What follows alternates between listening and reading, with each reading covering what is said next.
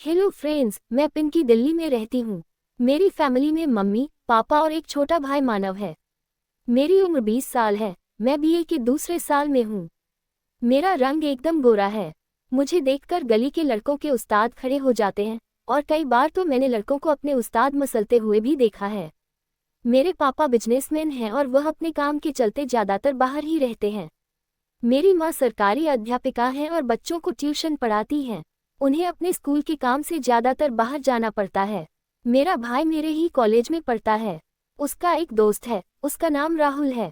वह बहुत हट्टा कट्टा है और थोड़ा गुंडा टाइप का लड़का है। उससे कॉलेज में सब डरते हैं। मेरा भाई और राहुल, हम तीनों साथ में ही कॉलेज जाते और आते हैं। मुझे राहुल काफ़ी पसंद था।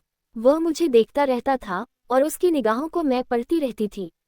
मैं खुद भी उसे गर्म करने का कोई मौका नहीं छोड़ती थी। मेरी इन सब बातों को मेरा भाई भी समझने लगा था। एक दिन मेरे भाई ने मुझसे पूछा, क्या तुम राहुल को पसंद करने लगी हो? मैंने कहा, क्यों पूछ रहे हो? वह बोला, राहुल अच्छा लड़का नहीं है।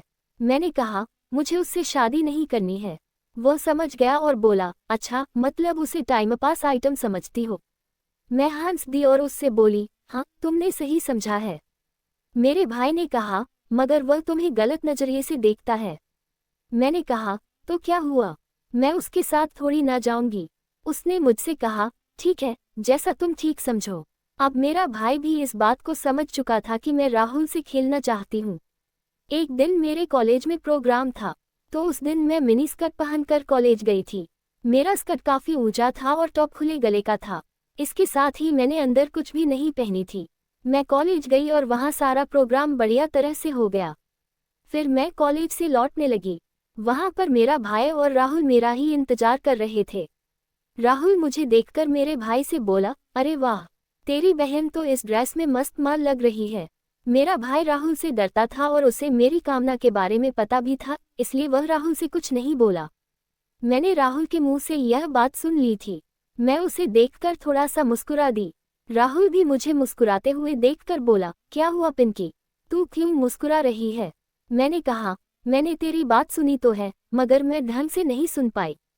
वह बोला, चल रहने दे, सुनकर क्या करेगी, सीधे देख ही लेना। मैंने ड्रामा करते हुए पूछा, क्या दिखाएगा? वह आंख दबाकर बोला, परफॉर्मेंस। मैंने कहा, तेरी कौन सी परफॉर्मेंस होनी बाकी है? वह बोला, 143 वाली परफॉर्मेंस। मैं समझ तो गई थी कि साला मुझे कौन सी परफॉर्मेंस की बात कह रहा है, मगर मैं बनती हुई बोली, ये कौन सी परफॉर्मेंस हुई? मेरा भाई भी समझ गया था। राहुल बात को घुमाते हुए बोला, चलो यार, घर चलते हैं। ये सब बातें बाद में कर लेना। फिर हम तीनों घर की तरफ चल दिए। थोड़ी देर में बारिश शुरू हो गई और हम सब भीगने लगे। हमने सोचा कि चलो, आज बारिश में भीगते हुए ही घर चलते हैं। पर मैंने तो आज अंदर कुछ नहीं पहना था और बारिश की वजह से मेरे खरबूजे साफ दिखने लगे थे। मुझे आज राहुल से खेलने का मन करने लगा था। मेरी मम्मी आज घर पर नहीं थी। वह अपने स्कूल के काम से शहर से बाहर गई हुई थी। और मेरा भाई मेरे लिए कोई समस्या नहीं था। राहुल मेरे खरबूजों को घूर रहा था और मैं भी उसे दिखा रही थी। ये सब मेरा भाई भी देख रहा था।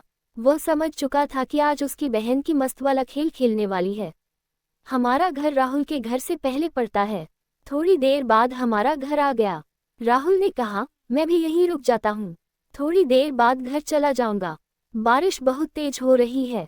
ये कहकर राहुल भी हमारे घर ही रुक गया। तभी मैंने देखा कि जो कपड़े मैंने आज सुबह धोकर सूखने डाले थे, वह सब भीग गए थे।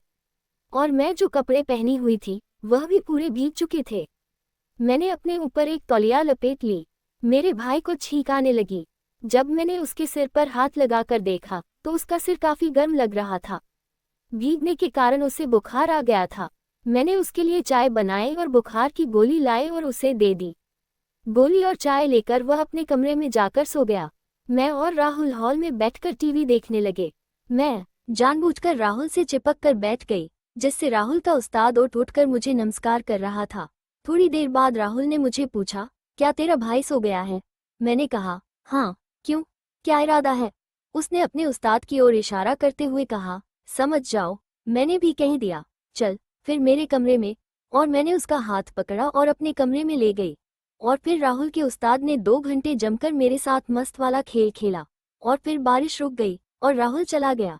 इसके बाद जब भी मौका मिलता मैं राहुल के साथ मस्त वाला खेल खेल लेती। अगर आपको मेरी कहानी पसंद आई हो तो वीडियो लाइक जरूर करें और चैनल को सब्सक्राइब जरूर करें।